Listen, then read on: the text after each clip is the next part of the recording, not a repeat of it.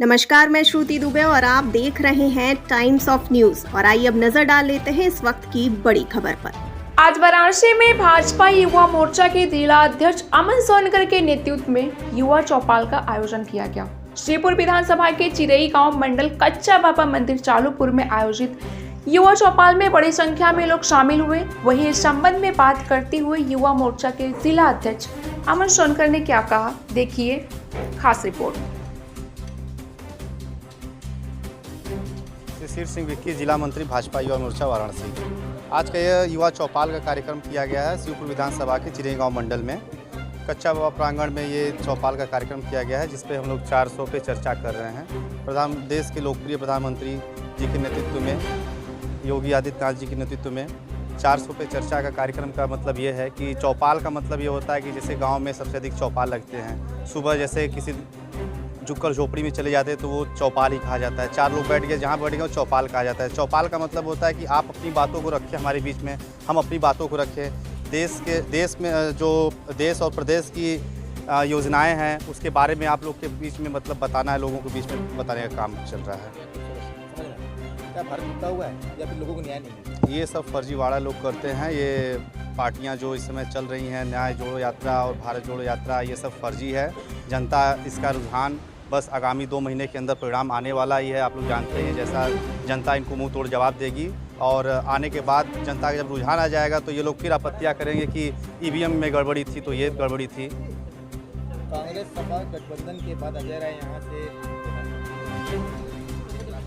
हम लोग बनारस की जनता इस बार मोदी जी को एक तोहफा देना चाहती है। जैसे आदरणीय प्रधानमंत्री नरेंद्र मोदी जी ने देश के लिए इतना सब कुछ किया है, तो आज काशी की जनता उन्हें एक उपहार के रूप में 4 से 5 लाख मतों से विजयी बनाएगी।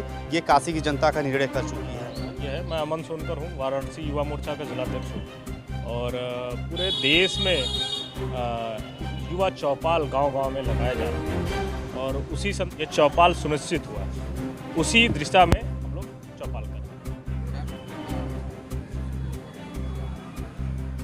चौपाल के माध्यम से जो लोगों ने प्रधानमंत्री जी के योजनाओं से लाभान्वित हुए हैं, जिन लोगों ने प्रधानमंत्री जी के कार्यशैली को देखा है, उनसे वो लोग प्रेरित हैं।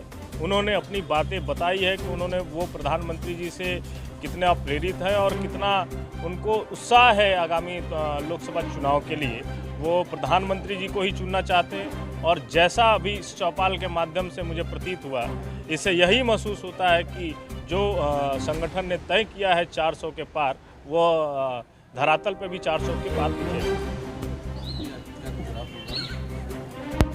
पहले तो मेरा परिचय ये है, मैं अमन सोनकर हूँ, वाराणसी युवा मोर्चा का जिलाध्यक्ष हूँ और पूरे देश में युवा चौपाल गांव-गांव में लगाया जा रहा है। और जिन्हें भी एक बयान तो उन्होंने ये कहा कि यहाँ पर जो युवा हैं वो नशे में चुने। हाँ, ये विषय तो आपने बहुत अच्छा है। जब मैंने उनका स्टेटमेंट ये सुना, मुझे बहुत आहत हुआ कि उन्होंने एक तो सबसे पहली बात की जो विश्व की धार्मिक स्थली है, वहाँ पे उन्होंने इस तरीके का युवाओं के प्रति जो वक्तव्य दिया है जो निंदनीय है। और उन्होंने जो युवा को इतना जलील करने का काम किया है, पूरे हिंदुस्तान में 60% युवा जनसंख्या है, उनको जलील करने का काम किया है, जो दुर्भाग्यपूर्ण है। वो खुद अपनी स्थिति को नहीं देखते हैं, उनकी क्या क्या व्यवस्थाएं हैं वो आप सभी जानते हैं कि विदेश में जाके वो क्या करते हैं, किन नशे में वो डूबे हुए हैं। और उनके न्याय यात्रा और जो भारत जोड़ो यात्रा से जनता साफ समझ रही है कि कौन देश के लिए काम कर रहा है, कौन व्यक्तिगत लाभ के लिए काम कर रहा है। तो हम आप स्पष्ट हैं और जनता भी स्पष्ट है। इसी तरह की ताज़ा तरीन खबरों के लिए देखते रहिए टाइम्स ऑफ न्यूज और हमारे चैनल को लाइक, सब्सक्राइब और शेयर करना बिल्कुल ना भूलिए। धन्यवाद।